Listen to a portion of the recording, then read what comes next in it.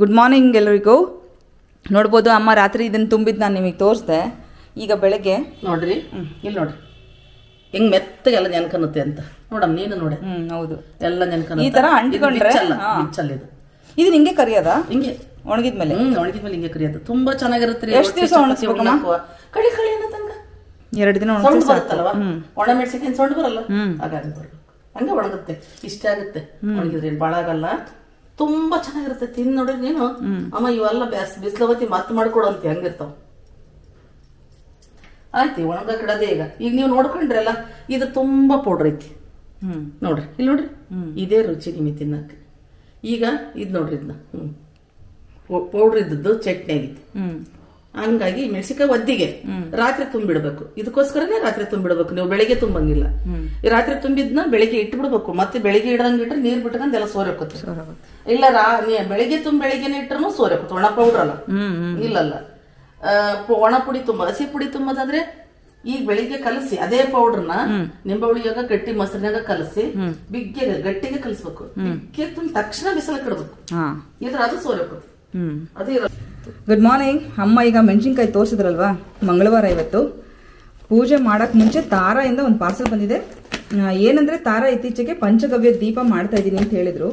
ನಾನು ಆರ್ಡರ್ ಹಾಕಿದ್ದೆ. ಒಂದು ಸಾಂಬ್ರಾಣಿ ಬತ್ತಿ ಖಾಲಿಯಾಗಿತ್ತು, ಅಗರಬತ್ತಿ ಸಾಂಬ್ರಾಣಿ ಬತ್ತಿ ಖಾಲಿಯಾಗಿತ್ತು, ಜೊತೆಗೆ ದೀಪ ಖಾಲಿಯಾಗಿರ್ಲಿಲ್ಲ. ದೀಪ ಮಾಡ್ತಿದ್ದೀನಿ ಅಂತ ಹೇಳಿದಕ್ಕೆ ನಾನು ಹೇಳಿದ್ರೆ ದೀಪನೂ ಕಳಿಸ್ರಿ. ನಿಮ್ಗೊಂದು ಸಿಗ್ನಿಫಿಕೆನ್ಸ್ ಈ ದೀಪದ ಹೇಳ್ತೀನಿ. ಪಂಚಗವ್ಯ ಅಂದ್ರೆ ಹಾಲು, ಮೊಸರು, ತುಪ್ಪ, ಸೆಗಣಿ ಇದನ್ನ ಬಳಸಿ ಮಾಡೋ ಅಂಥದ್ದು ಪಂಚಗವ್ಯ. ಈ ಪಂಚಗವ್ಯದ ದೀಪನ ಆಕ್ಚುಲಿ ಮಂಗಳವಾರ ಶುಕ್ರವಾರ ಹಚ್ಚಬೇಕು. ಇಲ್ಲಿದೆ,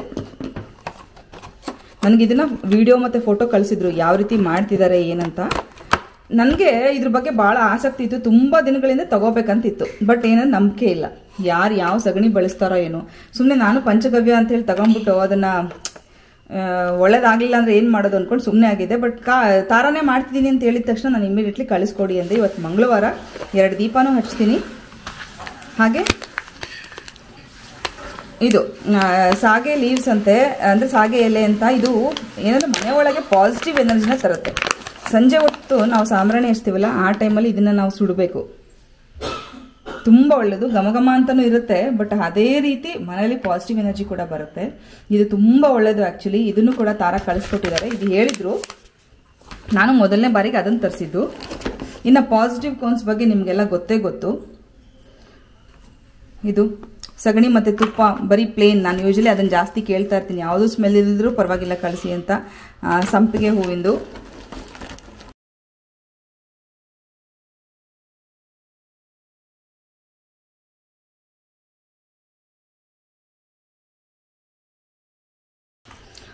ಇದು ಹೊಸದು ಯಾವ್ದಂದ್ರೆ ನೀಮ್ ಲೀವ್ಸ್ ಇಂದು ಬೇವಿನ ಎಲೆದು ಸ್ಟಿಕ್ ಮಾಡಿದ್ದಾರೆ. ಇದು ಏನಂದ್ರೆ ಸೊಳ್ಳೆಗೆ.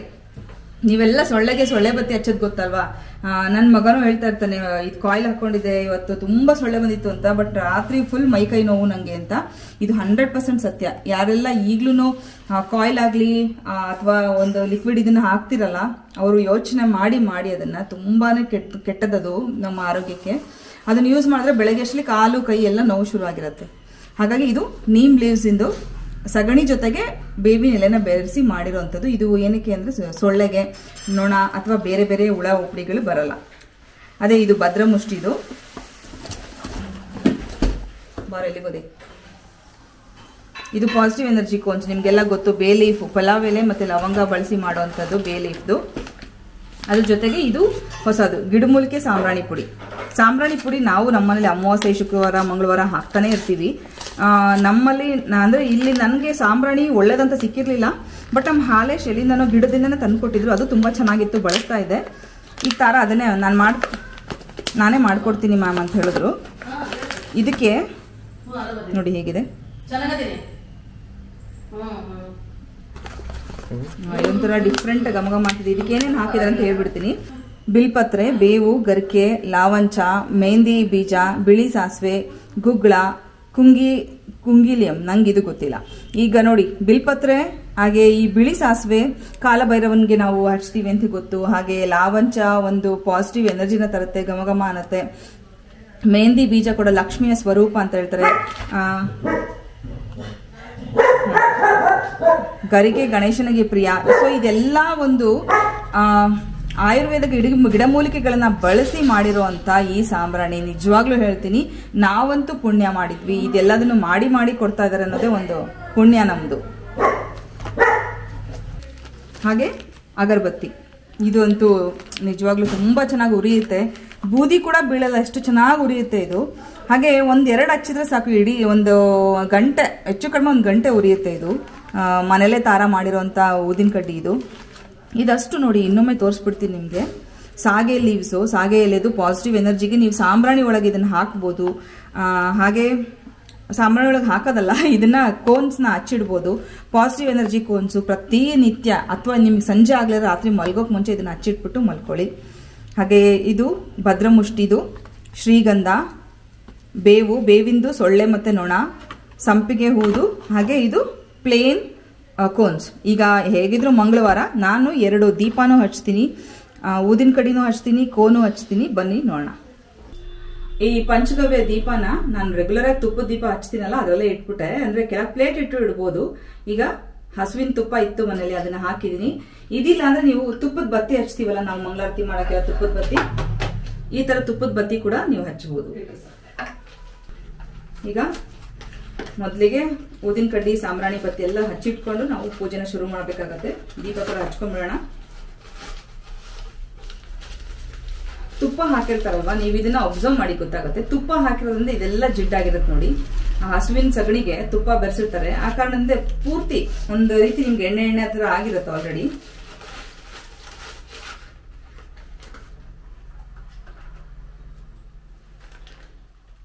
ಬಹಳ ಚೆನ್ನಾಗಿ ಮಾಡ್ತಾಳಮ್ಮ ಪಾಪ.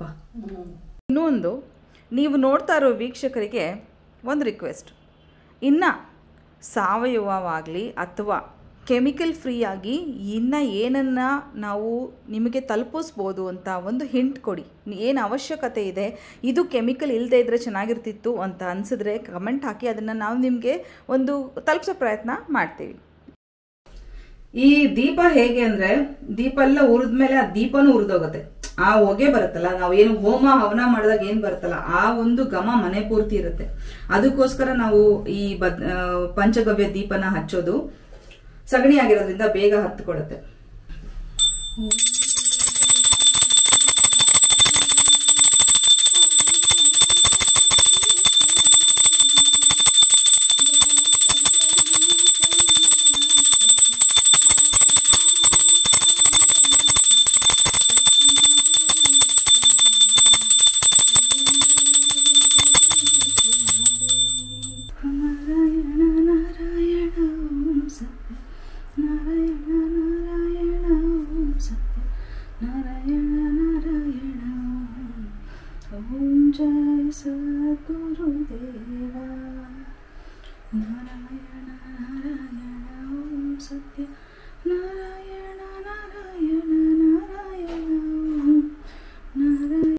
ಹಲೋ, ವೆಲ್ಕಮ್ ಬ್ಯಾಕ್ ಎಲ್ರಿಗೂ.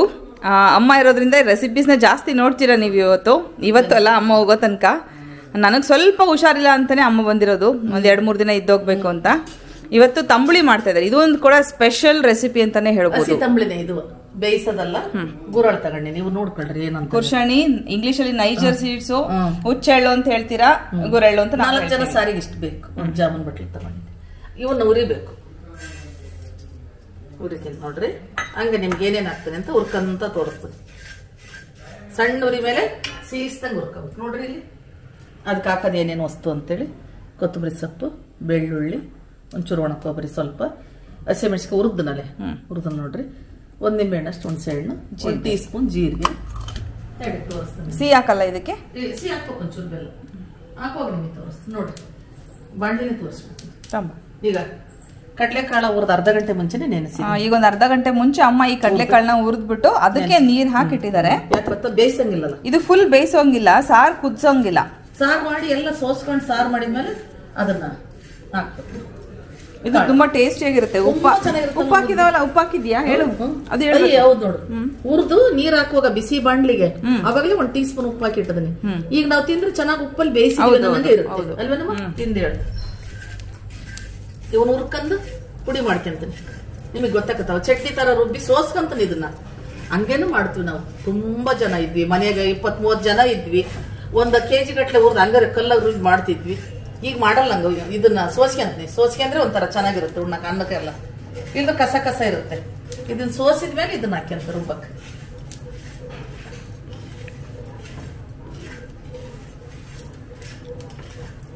ಸೋಸ್ಲಿಲ್ಲಂಗ್ ರುಬ್ಬಿದ್ರು ರುಬ್ಬೋದು. ನುಣ್ಣಗಿರ್ಬೇಕು. ಸಣ್ಣ ಜಾರ ಐತಿ ನಾವು, ತುಂಬಾ ಗಂಧದಂಗ್ ಬರುತ್ತ. ಹಂಗೆ ಮಾಡೋದು. ತುಂಬಾ ಗಂಧದಂಗ್ ರುಬ್ಬಿ, ಕಸ ಇರ್ಬಾರ್ದು. ಇದ್ರೊಳಗಿನ ಪಪ್ಪು ಇರುತ್ತಲ್ಲ, ತುಂಬಾ ಅದ ಶೇಂಗಾ ಬೀಜಕ್ಕೆ ಹೆಂಗಿದಿರುತ್ತಲ್ಲ ಅದೇ ತರ ಇದ್ರೊಳಗೂ ಸಣ್ಣದಾಗಿ ಪಪ್ಪು ಇರುತ್ತೆ. ತುಂಬಾ ರುಚಿ ಕೊಡುತ್ತೆ. ಇದೇ ಒಂಥರ ಸ್ಮೆಲ್ಲು. ತಂಬಳೆ ಬಹಳ ಚೆನ್ನಾಗಿರುತ್ತೆ. ಉಂಡರಿಗೆ ಗೊತ್ತು, ಉಂಡ್ಲಿಲ್ದಾರ ಉಣ್ತಾರೋ ಇಲ್ಲ ಗೊತ್ತಿಲ್ಲ. ತೆಗಿತೀನಿ ಸಾಕು. ಆಯ್ತು, ಈಗೆಲ್ಲ ಹಾಕೋದೆಲ್ಲ ನೋಡ್ಕೊಂಡಿರಲ್ಲ. ಇವ್ರು ಉಣ್ಕೊಂಬರೋದು ಹೇಳಿ. ಹುರಿದಿದ್ದೆ ಇಲ್ಲ ನೋಡಿ, ಪುಡಿ ಮಾಡಿ ಫಸ್ಟ್ ಪುಡಿ ಹೊಡೆದೆ. ಈಗ ಹಿಂಗ್ ಚಟ್ನಿ ತರ ರುಬ್ಬಿದೀನಿ. ಇದನ್ನ ಸೋಸ್ತೀನಿ. ಇದನ್ನ ಸೋಸ್ಕೊ. ಯಾಕೆ ಸೋಸ್ತಾನೆ? ಸೋಸ್ತಾನು ಮಾಡ್ಬೋದು. ಅದೇ ನಮಗೇನೋ ಸ್ವಲ್ಪ ಕಸ ಅನ್ಸುತ್ತಿದೆ ಅದಕ್ಕೆ. ನಾನು ಸೋಸ ತೋರಿಸ್ತೀನಿ ನೋಡ್ರಿ ನಿಮ್ಗೆ. ಗಟ್ಟಿ ಸೋಸ್ಕೋಬೇಕು ಮತ್ತೆ. ಹೌದಾ? ಸೋಸೋದಂತ ಮತ್ತೆ ನೀರ್ ಮಾಡ್ಕೊಂಡು ಮತ್ತೆ ಸಾರ್ ನೀರ್ ತರನೇ ಮಾಡಲ್ವಾ? ಸಾರು ಉಣ್ಣಕ್ ಬರಲ್ಲ ಅಷ್ಟ್ ನೀರಾದ್ರೆ. ಗಟ್ಟಿಗೆ ಅಂದ್ರೆ ಹೆಂಗಮ್ಮ, ಒಂದ್ ಮೊಸರು ಸಾರುಗಳು ಇರ್ತಾವ ಒಂದಿಗೆ ಅಲ್ಲೇ ತಂಬಳೆ ಮಾಡ್ತಾವಲ್ಲ ಸ್ವಲ್ಪ ಎಲ್ಲವೂ. ಸ್ವಲ್ಪ ಸೋಸ್ಕೊಳ್ಳೋದು ಒಳ್ಳೇದು. ಕಷ್ಟ ಆಗುತ್ತೆ ಸೋಸ್ಕೊಳ್ಳೋದು, ಬಹಳ ಚೆನ್ನಾಗಿರುತ್ತೆ ಸಾರು. ನೋಡ್ರಿ ಕಸ ಎಷ್ಟು ಇರುತ್ತೆ ಅಂತ. ಕಸ ಅಂದ್ರೆ ಇದು ಅದೇ ಕುರ್ಷಣೆ ಸಿಪ್ಪೆ. ಸಿಪ್ಪೆ ಈಗ ಹೆಂಗ್ ಶೇಂಗಾದ ಸಿಪ್ಪೆ ತೆಗಿತೀವಲ್ಲ ಆ ತರ ಇರುತ್ತೆ. ಇದು ಸಣ್ಣದಲ್ಲ, ತಿಂದ್ರೆ ಒಳ್ಳೇದೇ. ಇದು ತುಂಬಾ ಒಳ್ಳೇದು, ತುಂಬಾ ಒಳ್ಳೇದು. ನಿಮ್ಗೆ ಚಟ್ಟೆ ಪುಡಿಗೆಲ್ಲ ತೆಗಿಯಕ್ ಬರಲ್ಲ. ಈ ಸೋಸಿದ ಸಾರಿಗೆ ಮಾತ್ರ ತೆಗಿತೀವಿ ಅಷ್ಟೇ. ಗೊಜ್ಜಿ ಶೇಂಗಾ ಮೆಂತೆ ಆದ್ರೆ ಏನ್ ತೆಗಿಯಕ್ ಬರುತ್ತೆ? ಏನ್ ಬರಲ್ಲ. ಅದಿನ ಸರಿ ಇಚ್ಚಿಕ್ತಾನೆ, ಇಚ್ಚಿಗೆ ಸೋಸ್ಕೊಂತೀನಿ. ತೋರಿಸ್ತೇನಮ್ಮ. ಉಳಿದ್ ದೊಡ್ಡ ಹಿಂಗ್ ಇಚ್ಚಿಗಿದ್ದೀನಿ. ಸ್ವಲ್ಪ ಹಾಲು ಇರುತ್ತೆ, ಯಾಕೆ ವೇಸ್ಟ್ ಮಾಡೋದು. ಅದು ಸೋಸ್ಕೊಂಡು ತೊಳ್ಕೊಂಡೆ. ತೊಳೆದಕ್ಕೆ ಇಷ್ಟು ಸೋಸ್ಕೊಂಡು ನಮಗೆ ಅದೇ ನೀರು ಸಾಕೀಗ. ನೋಡ್ರಮ್ಮ, ನೀವು ಈಗೇನ್ ಬಹಳ ಜನ ಇರಲ್ಲ, ಸ್ವಲ್ಪ ಜನ ಇರ್ತೀರಿ. ಇದನ್ನ ತೆಗದೆ ಮಾಡ್ಕೊಳ್ರಿ. ಮಕ್ಕಳಿಗೆ ಮರಿಗೆ ತಂಬಳೆ ಅಂತ ಕರೆಕ್ಟಾಗಿ ಉಣ್ತಾವೆಲ್ಲ. ಇದಿದ್ರೆ ಬಹಳ ಸಿಗುತ್ತೆ ಮುದ್ದಿಗೆ, ಅನ್ನಕ್ಕೆ. ನೀವೇ ಬೇಜಾರು ಮಾಡ್ಕೊಂತೀರಿ ಉಣ್ಣಕ್ಕೆ. ಈಗ ಇದಿಷ್ಟನ್ನ ಮಿಕ್ಸರ್ ಮಾಡ್ತೀನಿ. ಏನಂದ್ರೆ ಮೆಣಸಿನಕಾಯಿ, ಕೊತ್ತಂಬರಿ ಸೊಪ್ಪು, ಬೆಳ್ಳುಳ್ಳಿ, ಹುಣಸೆ ಹಣ್ಣು ಹಾಕ್ಬಿಟ್ಟು ಮಿಕ್ಸರ್ ಮಾಡಿ ಕೊಡ್ತೀನಿ. ಈಗ ಒಂದ್ ಜಾಮೂನ್ ಬಾಟ್ಲು ಗುರಳ್ಳು ಹುರಿದಿದ್ವಲ್ಲ, ಅದನ್ನ ಹುರಿದು ಪುಡಿ ಮಾಡಿ ನೀರ್ ಹಾಕಿ ರುಬ್ಬಿ ಸೋಸಿದ್ವಿ ನೋಡ್ರಿ. ಇಷ್ಟ ತಿಕ್ ಬೇಕಿದು. ತಂಬಳೆ ಅಂದ್ರೆ ಇಷ್ಟ ತಿಕ್ಕಾಗಿರ್ಬೇಕು. ಈಗ ಅದೇ ನಿಮಗೆ ತೋರಿಸಿದಿನಲ್ಲ ಅದೇ ಬೆಳ್ಳುಳ್ಳಿ, ಕೊತ್ತಂಬರಿ ಸೊಪ್ಪು, ಹಸಿಮೆಣಸಿನಕಾಯಿ ಹುರಿದವು ಇದಕ್ಕೆ ಹಾಕ್ತೀನಿ ಸೋಸಿದ್ಮೇಲೆ. ಯಾಕಂದ್ರೆ ಇದು ಸೋಸೋದು ಅಲ್ಲಲ್ಲ, ಸೋಸಿದ್ಮೇಲೆ ಹಾಕ್ತೀನಿ. ಈಗ ಉಪ್ಪು, ಹುಣಸೆ ಹಣ್ಣು, ಹುಣಸೆ ಉಳಿಸಿ ಸೋಸಿಟ್ಕೊಂಡಿನ. ಇದಕ್ಕೆ ಹುಳಿ ಅಂದ್ರೆ ಇದೆ. ಟೊಮೊಟೊ ಹಣ್ಣು ಹಾಕಂಗಿಲ್ಲ ಇದಕ್ಕೆ. ತಡಿ, ಉಪ್ಪು ಒಂದು 2 ಟೀ ಸ್ಪೂನ್ ಇದೆ. ಸಾಸಿವೆ ಹಾಕಿದೀನಿ. ಎಣ್ಣೆ ಕಾದುತ್ತೆ. ಕರಿಬೇವು ಕೊಡ್ಲಾ? ಕರಿಬೇವು ಐತಿ ಇಲ್ಲ, ಕೊಡ್ಲಾ ಅಂದ್ರೆ ಆಯ್ತಾ? ಜೀರಿಗೆ ಮುಚ್ಚು.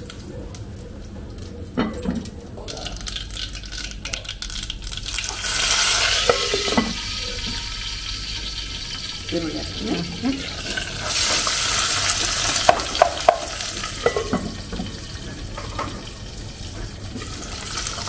ಮಣ್ಣಿನ ಪಾತ್ರೆಗೆ ಹಾಕಿದ್ದೀನಿ ಒಗ್ಗರಣೆ. ಬಹಳ ಖುಷಿ ಆಗ್ತೈತೆ ನನಗೆ ಈ ಪಾತ್ರೆಗಳು ನೋಡಿರಿ ಮಾಡೋ ಕಡೆಗೆ. ಬಹಳ ಖುಷಿ. ಇದನ್ನ ಕೊಡುವ ಕಡಲೆಕಾಳು ಚೆನ್ನಾಗಿ ನೆನ್ಕಂದವ್. ಹಂಗೆ ಬರೀ ಬಾಯಾಗ ಹಾಕಿ ನೀವು ಬಟ್ಲಾಗ ಹಾಕಿ ಇಟ್ಕೊಂಡ್ ತಿನ್ಬೋದು. ಹಂಗೆ ನೆನ್ಕಂದ. ಒಂದು ಅರ್ಧ ಗಂಟೆ ಮುಂಚೆ ನೆನೆ ಹಾಕಿದೀನಿ ಹುರಿದು.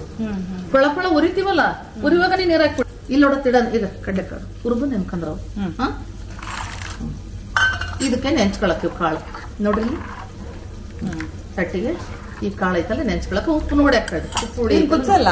ಇಲ್ಲ, ಕುದಿಸಂಗಿಲ್ಲ ಅಷ್ಟೇ. ಇದೆಲ್ಲ ಇಲ್ಲಿ ನೋಡ್ರಿ, ಅರ್ಧ ಟೀ ಸ್ಪೂನ್ ಸಾಂಬಾರು ಆತ್ ನೋಡ್ರಪ್ಪ. ಏನು ಏನೇನು ಹಾಕಿನಿ ಅಂತ ನಿಮಗೆ ತೋರಿಸಿನಿ. ಊಟ ಮಾಡಿ ಮುದ್ದೆ ಮಾಡಿ ತಟ್ಟಿಗೆ ತೋರಿಸ್ತೀನಿ. ತುಂಬಾ ರುಚಿಯಾಗಿರುತ್ತೆ ಸಾರು. ನೆನ್ಪಿಟ್ಗಳವ ತೋರ್ಸೋದು ಆಮೇಲೆ. ಸಾಕಿಷ್ಟೇ, ಇದಿಷ್ಟೇ ಸಾಕು. ಬೆಲ್ಲುದ್ದು. ಹೌದಾ? ಅದನ್ನೇ ಮಡಿಕೆಗೆ ಹಾಕು. ಹಾಕ್ತೀನಿ ನೋಡಮ್ಮ.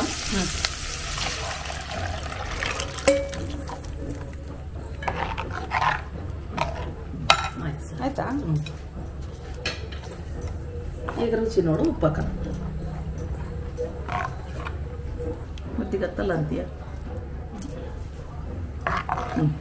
ಕಡಲೆಕಾಳು, ಈರುಳ್ಳಿ ಹಸಿ ಎಲ್ಲ ಹಸಿ ಇರ್ಬೇಕು. ಕೊತ್ತಂಬರಿ ಸೊಪ್ಪು ಜೊತೆ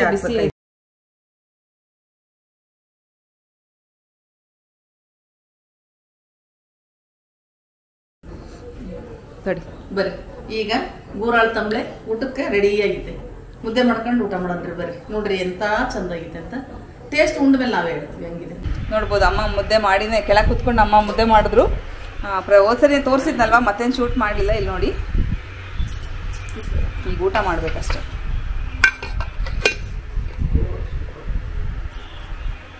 ಗುಡ್ ಮಾರ್ನಿಂಗ್. ಇವತ್ತು ಸ್ನಾನ ಆಗಿಲ್ಲ, ಎಣ್ಣೆ ಹಚ್ಚಿದ್ದಾರೆ ಅಮ್ಮ. ಈಗ ನೀವಿಲ್ಲಿ ನೋಡ್ತಾ ಇರೋದು 100% ಆರ್ಗ್ಯಾನಿಕ್ ಆಗಿ ಫಾರ್ಮ್ ಮಾಡಿದೀವಿ. ಈಗ ನಮ್ಮ ಮನೆಯವರೇ ಬೆಳೀತಾ ಇದ್ದಾರೆ ಮೇಡಮ್ ಅಂತ ಹೇಳಿ. ಸುಹಾಸಿನಿ ಇವಾಗ ಗೋಧಿ, ಜೋಳದ ಹಿಟ್ಟು, ಕಡಲೆ ಹಿಟ್ಟು, ಕಡಲೆಬೇಳೆ, ಕಡಲೆ ಕಾಳು ಎಲ್ಲ ಕಳಿಸಿದ್ದಾರೆ. ತೋರಿಸ್ತೀನಿ ನಿಮಗೂ ಕೂಡ. ನೋಡ್ಬೋದು, ಇದು ನೋಡಿ ನಮ್ಮ ಸೈಡು ಉತ್ತರ ಕರ್ನಾಟಕದ ಜೋಳ. ಇದು ಮುತ್ತು ತರ ಇರುತ್ತೆ. ಇದು ಆಕ್ಚುಲಿ ಇಲ್ಲಿ ನಾವೆಲ್ಲ ತಗೊಂಡ್ರೆ, ಇಲ್ಲೂ ನಮ್ಮೂರಲ್ಲೂ ಕೂಡ ತಗೊಂಡ್ರೆ ನಮ್ಗೆ ಇಷ್ಟೊಂದು ಚೆನ್ನಾಗಿರೋ ಜೋಳ ಸಿಗಲ್ಲ. ಆಮೇಲೆ ಇದ್ರ ಒಳಗೆ ಆ ಒಂದು ಏನಂತಾರೆ ಹಿಟ್ಟು ಕೂಡ ಚೆನ್ನಾಗಿರುತ್ತೆ, ತುಂಬಾ ಇರುತ್ತೆ. ಇಲ್ಲಿ ಸಿಗೋದೆಲ್ಲ ಜೊಳ್ಳು ಅಂತ ಹೇಳ್ತೀವಿ ನಾವು, ಅಷ್ಟು ಚೆನ್ನಾಗಿರಲ್ಲ. ಇದು ಬಿಜಾಪುರ ಜೋಳ ಅಂತಾನೆ ಹೇಳ್ತೀವಿ. ಇಲ್ಲಿ ನೀವು ನೋಡ್ತಾ ಇರೋದು ಉತ್ತರ ಕರ್ನಾಟಕದ ಬಿಜಾಪುರ ಜೋಳ. ಅದರಲ್ಲಿ ತುಂಬಾ ತರ ಸಿಗುತ್ತೆ. ಇದು 100% ಆರ್ಗ್ಯಾನಿಕಲಿ ಬೆಳೆದಿರುವಂಥ ಜೋಳ. ಯಾರಿಗೆಲ್ಲ ಜಿನ್ ಹತ್ರ ಇರುತ್ತೆ ಅವರು ಜೋಳ ತಗೊಂಡೋಗಿ ಹಾಕಿಸ್ಕೊಳ್ರಿ.